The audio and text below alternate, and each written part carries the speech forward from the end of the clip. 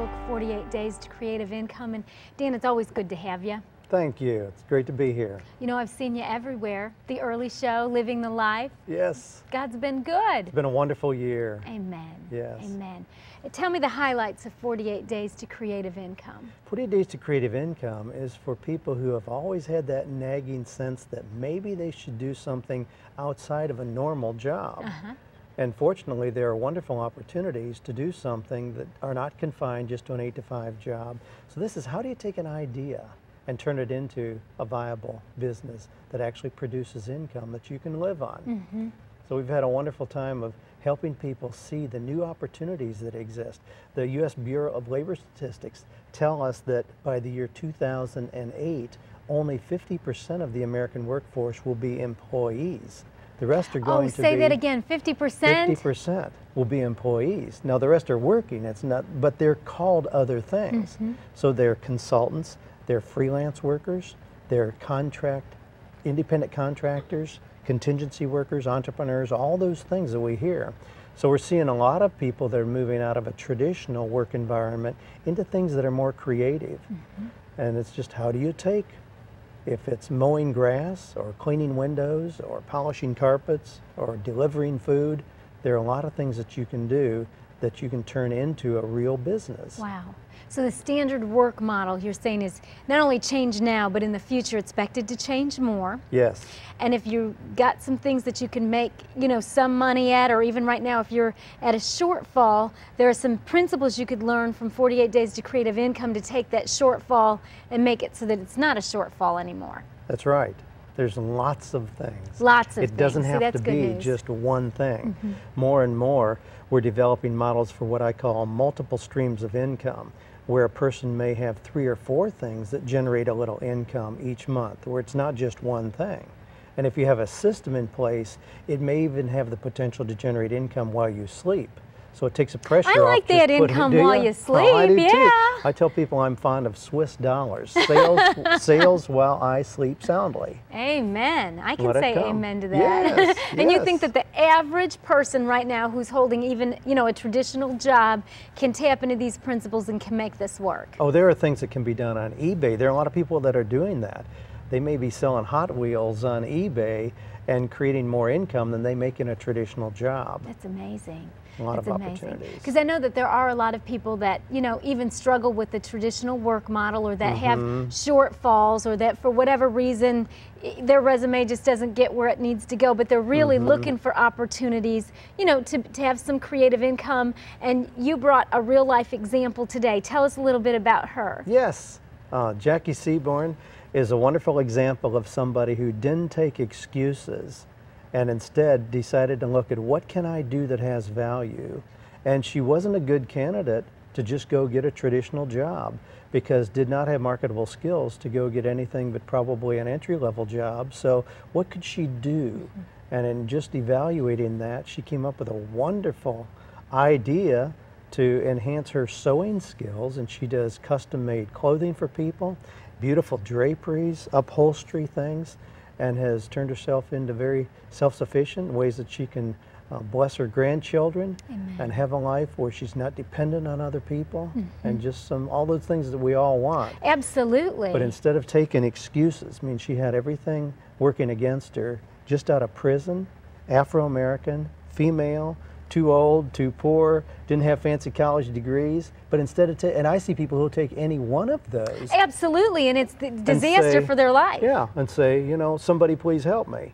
She didn't take any of those as an excuse, but rather just looked realistically at, how has God gifted me? What is it that I could do that would really have meaning for me in doing it, and have value in a way that it would provide income for myself. So she's done that, and it's just a delight to have watched her kind of open up and blossom in this process. Now, Dan, what are you thinking about as your wife Joanne tells you about Jackie and the story? And like you said, I mean, that's a lot of obstacles. I mean, you know, when you put on your resume, when there's that gap and they say, where have you been? And it's prison. Right. People are going to think 2 and 3 times. So what are you thinking as you meet her? Well, Joanne has a heart for anybody. Amen. And so there are a lot of times when she says, I think you ought to get involved here. And frankly, there are too many people who need help for me to be involved in.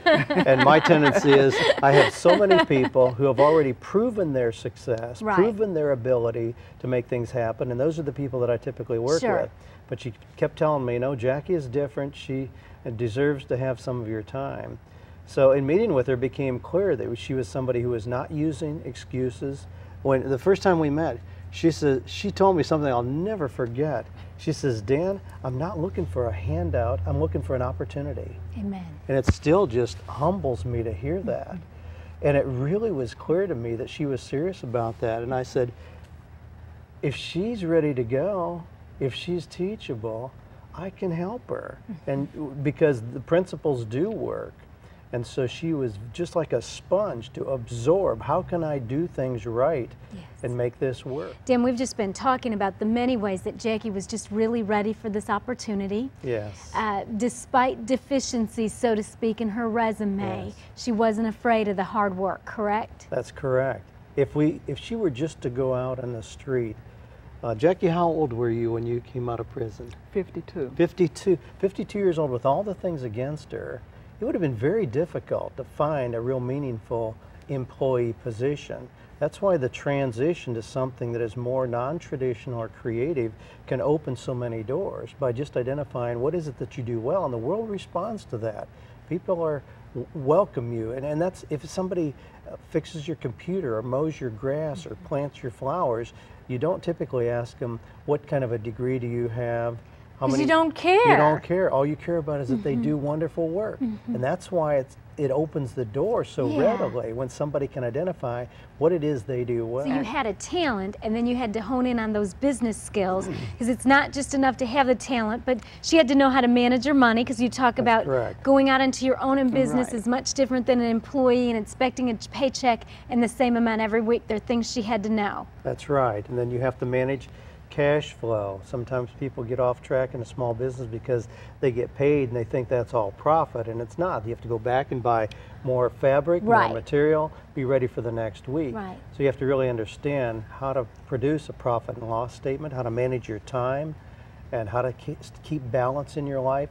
But those are challenging but exciting opportunities when you're doing something creative. And the reward that now she's got her own business, and she's learned through 48 Days to Creative Income has overcome those challenges. We can learn those things. God gives us the gift, and then we can learn these things. This is great work. Thank you. I just can't imagine.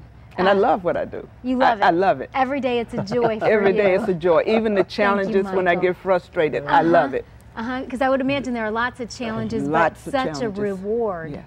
So, and it has to be rewarding for you too, because I know you work with all kinds of people in similar or in different circumstances and really help them achieve success. Well, the thing that makes it affirming to me is to encourage somebody and see them walk through the steps and actually make a difference.